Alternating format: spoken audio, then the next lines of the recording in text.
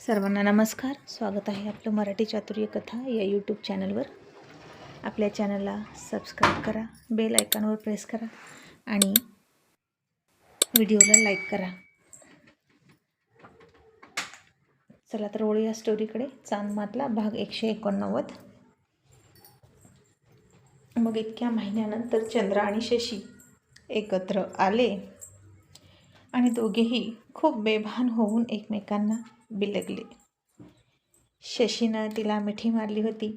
पोटातलं बाळ खूप लाथा मारत होतं, खूप वळवळ करत होतं. पण आता शशी आणि चंद्राला त्याचं भान नव्हतं आणि ती गरोदर आहे याचं भान ठेवून तिच्या अंगावर येत त्यानं त्याचे कपडे काढले आणि हळूच तिच्यात प्रवेश केला. आणि पुन्हा एकदा शशी चंद्राचा झाला आणि त्याच्या आवेगपूर्ण प्रवेशानं चंद्र आतून बाहेरून शारली आणि तिनं बेडशीट घट्ट पकडलं, डोळे झाकून घेतले आणि आनंदाची एक कारंजीच उडाली तिच्या हृदयात आणि तिचा रोम रोम हसू लागला. शशी आता आत बाहेर प्रवेश करत होता आणि चंद्रा तृप्त होत चालली होती. आणि काही वेळाच्या रोमांचकारी प्रवासानंतर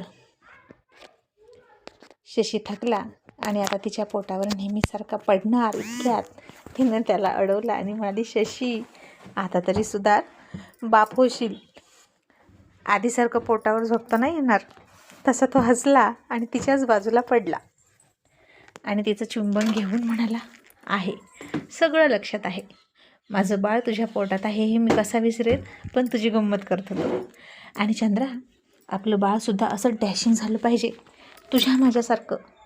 चंद्राने दोघांच्या अंगावर ब्लँकेट टाकण्याचा इशारा केला त्याला आणि त्यानं ब्लँकेट अंगावर घेतलं आणि ती त्याच्या मिठीत गेली आणि म्हणाली, शशी, मी अजिबात धाडशी नाही. तू माझ्याजवळ नव्हता आणि मी पूर्ण तुटून गेले होते. आणि तुला माहीत आहे, सगळ्यांनी मला बाळाची शपथ घातली, तुझी शपथ घातली आणि जिवंत ठेवलं. आणि बाळ जन्माला आलं की मी ते देणार होते बाबांकडे आणि मी असं म्हणून ती गप्प झाली. शशी म्हणाला, आणि तू काय?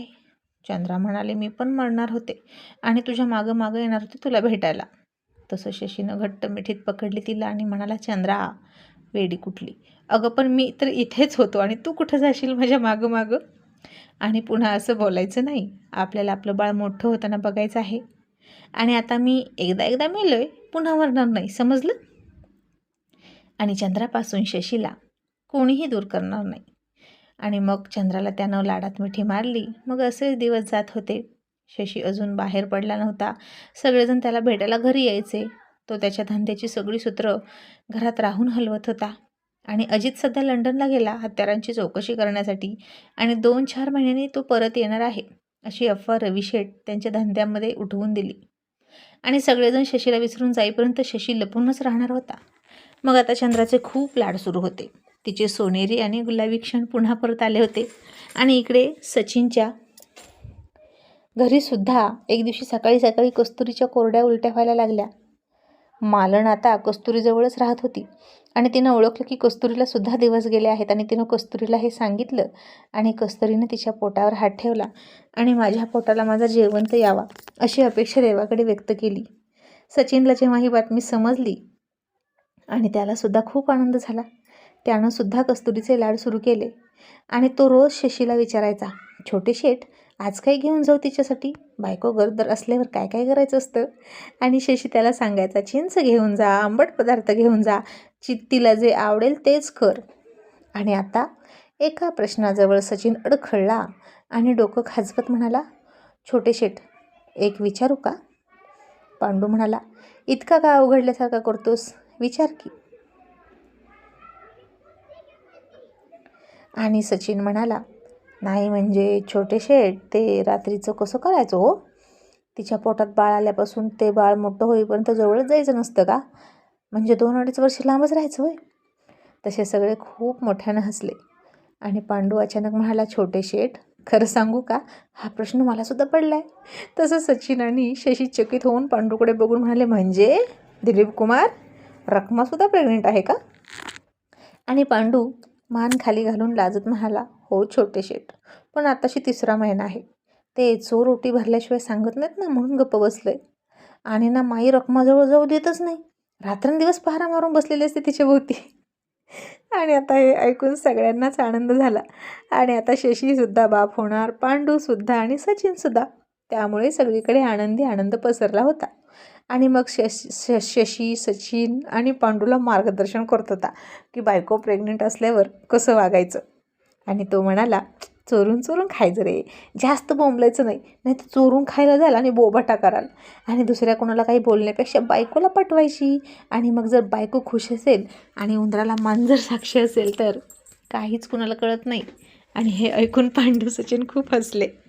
मग आता रवी शेठ म्हणाले, अजित मला वाटतं आता तू अभिजितला आणि चंद्राला घेऊन कुठेतरी दूर जावं आणि एखादा नवीन धंदा सुरू करावा आणि नव्या आयुष्याला सुरुवात कर.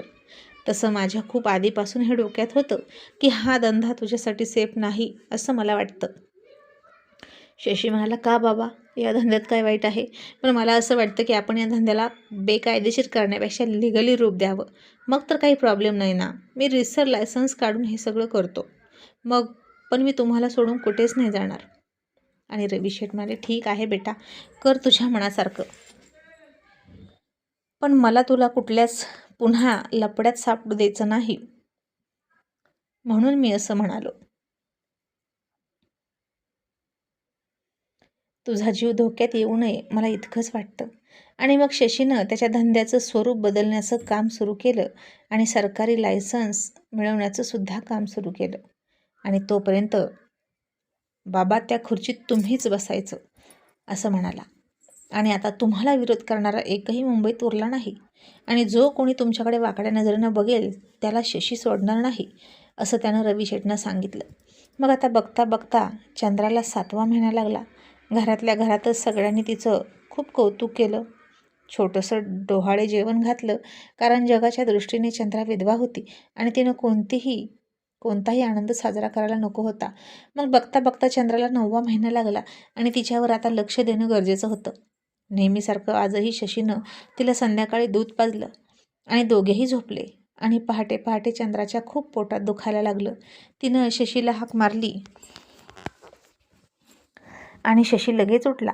त्यानं माला उठवलं, मालनला सुद्धा उठवलं आणि तिला घेऊन हॉस्पिटलमध्ये गेले.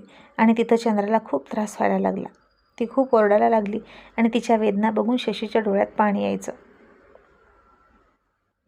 आणि आई होणं किती अवघड असतं हे त्याला तेव्हा समजलं. माझा जन्म होताना सुद्धा माझी आई इतकीच वेदना सोसत असेल हे त्याला आठवलं. आणि बाप काय असतो, आई म्हणजे काय असते हे तेव्हाच कळतं जेव्हा आपण आई बाप होतो. आणि आता फायनली ती वेळ आली आहे जेव्हा मी बाप होणार आहे असे विचार शशीच्या डोक्यात सुरू होते. आणि आता पूर्वेकडे सूर्य उगवला आणि त्याची पहिली किरण पृथ्वीला स्पर्श करायला आली आणि चंद्रानं एक मोठी कळ दिली आणि खूप जोरात आई ग म्हणून विव्हळली. आणि तिच्या पाठोपाठ एक छोटासा पण खणखणीत आवाज आला जो अख्खं हॉस्पिटल डोक्यावर घेत होता. टॅहा टॅहा टॅहा.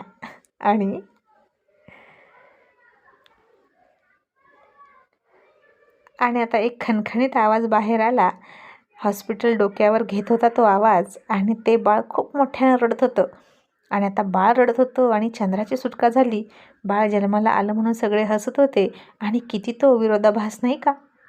आणि डॉक्टर बाहेर आले आणि म्हणाले, कॉंग्रॅच्युलेशन, इट्स बेबी बॉय. आणि हे ऐकलं आणि शशीच्या चेहऱ्यावर आनंद पसरला. तो लगेच चंद्राकडे पळाला. सगळ्यांना खूप आनंद झाला होता शशीला मुलगा झाला म्हणून. आणि शशीनं सर्वात आधी चंद्राच्या माथ्याचं चुंबन घेतलं. आणि मग तो छोटासा मांसाचा गोळा, माझा वारसदार, माझा अंश म्हणून अभिमानानं त्याला हृदयाशी लावला. आता सगळ्यांनी ते बाळ बघितलं आणि मालन हरकून म्हणाली, शशी, अगदी शशीसारखा दिसतोय हा. लहानपणी शशी जन्माला आला आणि असाच दिसायचा. आणि पहिल्यांदा मीच त्याला मांडीवर घेतला होता. वहिनी गरोदर होती आणि 9 महिने मी तिच्या पाठीमागनं हलली नाही असं म्हणून तिनं आत्ताही आजी म्हणून तिच्या लेकीचं आणि भाच्याचं बाळ मांडीवर घेतलं. आणि पुन्हा तिला तिच्या आईवडिलांची, चंद्रकांत सूर्यकांतची आठवण यायला लागली. आज जर ते सगळे असते तर आजचा दिवस सोन्याहून पिवळा असता असं तिला वाटलं. मग चंद्राला घरी आणलं. मानं तिच्यावरून बाळावरून भाकर तुकडा ओवाळून टाकला. आणि जशी कान बांधलेली आणि प्रसूती वेदनांनी दमून गेलेली चंद्रा आतमध्ये आली तसा माझा भाऊ, माय ब्रदर असं म्हणून अभिजितनं दंगा घालायला सुरुवात केली. तसे रवी शेठ म्हणाले, अरे अरे अभिजित, शांत बेटा, थांब, तुझा ब्रदर छोटा आहे, त्याला असे पटकन हात लावायचे नाहीत. आणि अभिजित म्हणाला, डॅडी, मला बेबी बघायचा आहे, माझ्याकडे द्या ना. आणि तो मी जोक केला तरी हसत नाही, माझ्याकडे बघत पण नाही आणि माझ्यासोबत खेळत पण नाही. त्याला मी आवडत नाही का, असं छोटा अभिजित म्हणायचा.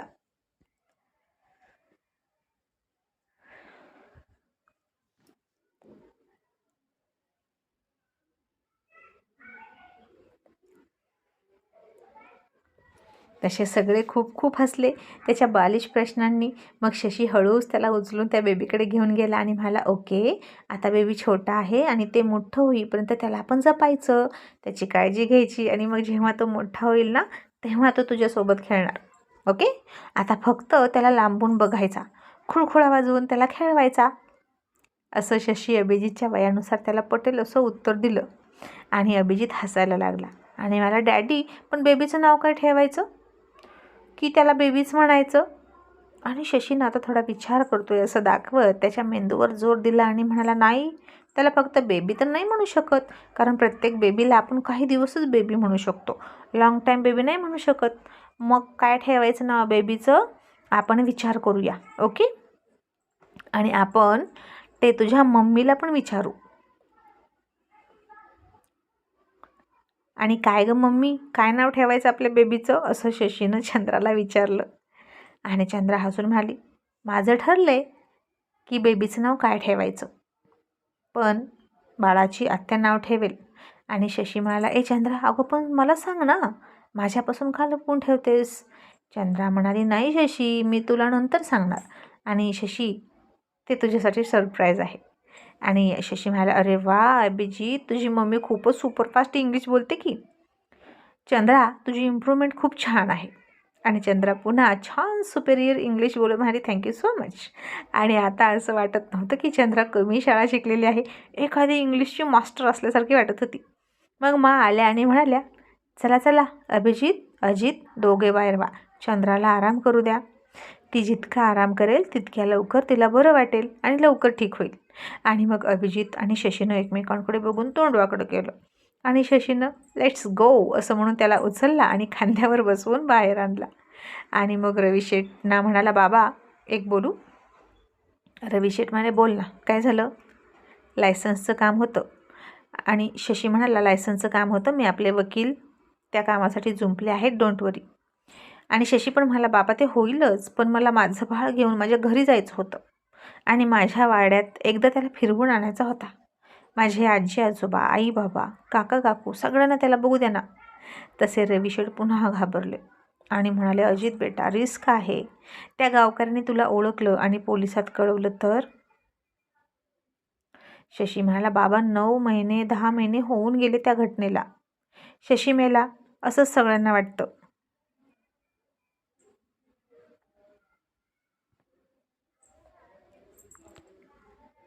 आणि मला बघून जरी कोणी प्रश्न उपस्थित केलं ना, तर त्यांना काय उत्तर द्यायचं हे मी बघतो ना. आणि खरं तर त्यानिमित्तानं मला तिथं कोणी ओळखेल का, आणि भविष्यात काही प्रॉब्लेम येऊ शकतो का, हेच मला बघायचं आहे. बाबा, प्लीज मला जाऊ द्या. मी माझं गाव, माझं घर कायमचं सोडून नाही राहू शकत. मग रवी शेठचा सुद्धा नाईलाज झाला आणि ते म्हणाले, ओके बेटा, टेक केअर.